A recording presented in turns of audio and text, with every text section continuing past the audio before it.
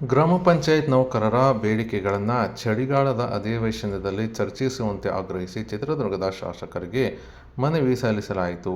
ಇನ್ನು ಕರ್ನಾಟಕ ರಾಜ್ಯ ಗ್ರಾಮ ಪಂಚಾಯಿತಿ ನೌಕರರ ಸಂಘದ ವತಿಯಿಂದ ಶುಕ್ರವಾರ ಮಧ್ಯಾಹ್ನ 12:30ಕ್ಕೆ ಚಿತ್ರದುರ್ಗದ ಶಾಸಕರ ನಿವಾಸಕ್ಕೆ ಆಗಮಿಸಿ ಶಾಸಕರ ಆಪ್ತ ಕಾರ್ಯದರ್ಶಿಗಳ ಮುಖಾಂತರವಾಗಿ ಶಾಸಕ ಕೆ.ಸಿ. ವೀರೇಂದ್ರ ಪಪ್ಪಿ ಅವರಿಗೆ ಮನವಿ ಸಲ್ಲಿಸಿದ್ದಾರೆ.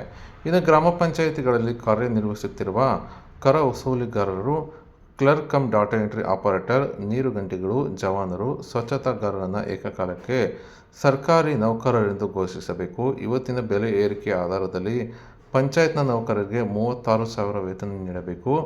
ಸೇವಾ ಹಿರಿತನ ಪರಿಗಣಿಸಿ ವೇತನ ಹೆಚ್ಚಳ ಮಾಡಬೇಕು. ಈಗಾಗಲೇ ಆರ್ಥಿಕ ಇಲಾಖೆಗೆ ಅನುಮೋದನೆಗಾಗಿ ಪ್ರಸ್ತಾವನೆ ಸಲ್ಲಿಸುವುದಕ್ಕೆ ಅನುಮೋದನೆ ಪಡೆಯಬೇಕು.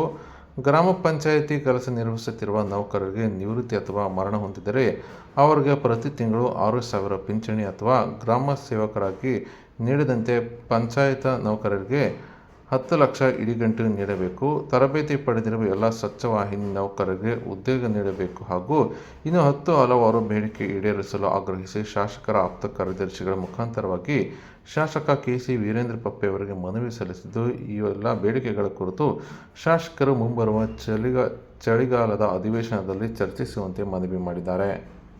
CITU जिंदाबाद जिंदाबाद जिंदाबाद CITU जिंदाबाद जिंदाबाद जिंदाबाद पंचायती नौकर ಹೋರಾಟಕ್ಕೆ ಜಯವಾಗಲಿ ಜಯವಾಗಲಿ ಜಯವಾಗಲಿ पंचायती नौकर ಹೋರಾಟಕ್ಕೆ ಜಯವಾಗಲಿ ಜಯವಾಗಲಿ ಜಯವಾಗಲಿ ಪ್ರತಿಯೊಬ್ಬರಿಗೆ 36,000 ರೂಪಾಯಿ ವೇತನ ಕೊಡಲೇಬೇಕು ಎಲ್ಲರಿಗೂ ಸೇವಾ ಹಿರಿತನ ಆಧಾರದಲ್ಲಿ ವೇತನ ಜಾರಿಯಾಗಲೇಬೇಕು ಎಲ್ಲರೂ ಕಾಯಮಾತಿ ಮಾಡಲೇಬೇಕು CITU जिंदाबाद जिंदाबाद जिंदाबाद CITU जिंदाबाद जिंदाबाद जिंदाबाद